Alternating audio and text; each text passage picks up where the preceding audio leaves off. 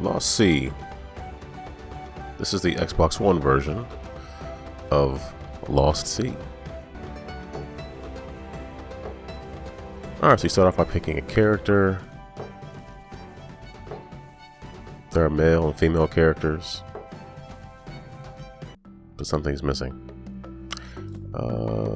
You wake up. Captain Gorton dove overboard for the last box of frozen fish sticks, and he's wondering what's going on.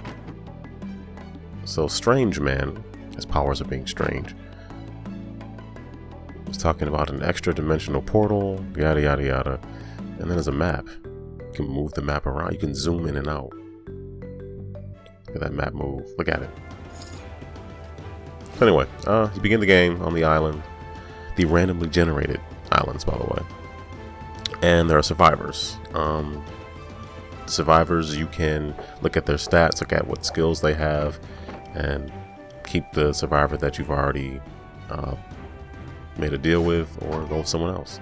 Keep in mind, you want the survivors to be able to do things like build bridges, which means the carpentry skill is pretty important. They can also hold tablets, more about that later.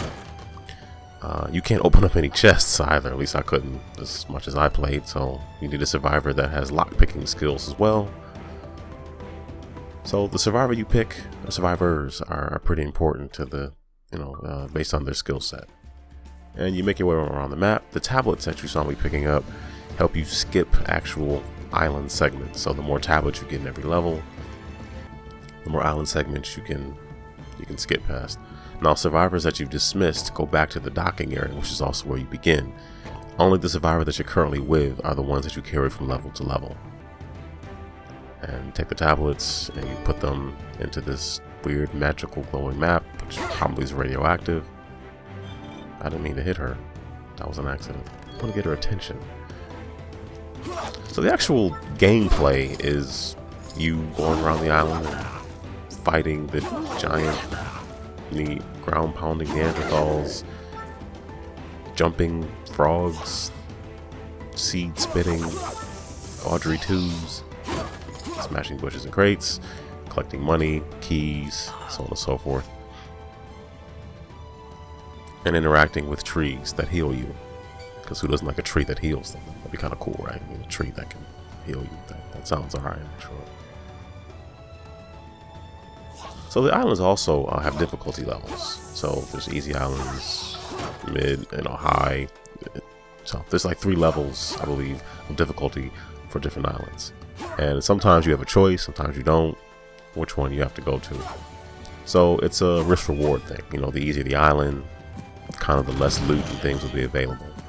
And items, like you just saw me shoot the gun, which is unfortunately a one-time use kind of item. So on the D-pad, if you have an item, you'll see a D-pad icon in the lower left, which will indicate what direction to press. Hey, people of color. I'm wondering why there weren't any available on the select screen for characters. That seemed odd to me, but whatever. Initially, you can only carry 1 additional item, so I only have the leftmost D-pad button available, so I can't pick up the health pickup because I only have 1 available at that point. It is what it is. The purpose of picking up experience and gold is to upgrade your ship and upgrade your own player skills, so you can carry more items, have more survivors with you. There's a lot of different things you can unlock.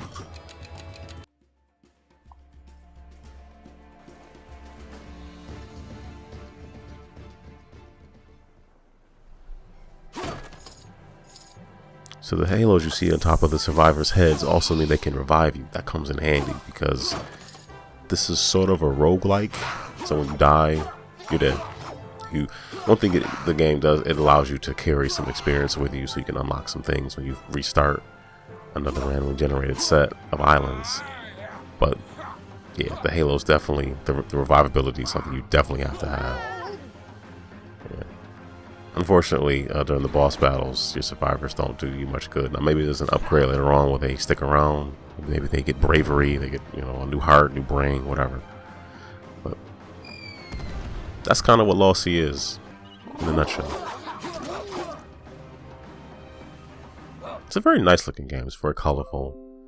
I don't know. It's a very nice looking game. It controls fairly well. One thing I found kind of annoying was that, well, I'm getting off topic here. Well, this is the next set of islands, so you're on like a sort of a jungle theme. You go to like more of a desert environment, but the gameplay kind of stays the same. The enemies change. The self-healing elephant mask creature is kind of interesting and tough to kill. I'm rambling. Lost Sea is fun. It controls fairly well. I didn't like the fact that by default, oh, that's really nice looking.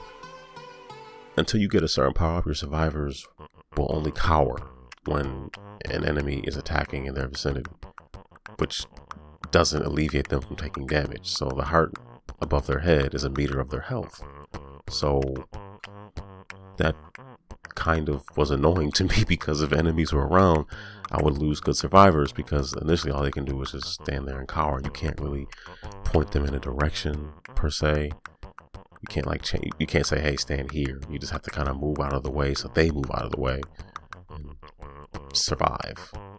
So, well, that's a small thing. Lost Sea, it's fun, but to me, it kind of petered out quickly. Yes, there's more items. You get stronger. You get more abilities, but the actual exploring the islands, yes, they're random, but you kind of do the same thing. You just slash the bushes, the boxes. There's new enemies, but the structure is so similar, it almost doesn't really give you an incentive to keep going. But anyway, feel free to like, subscribe, and check out these playlists.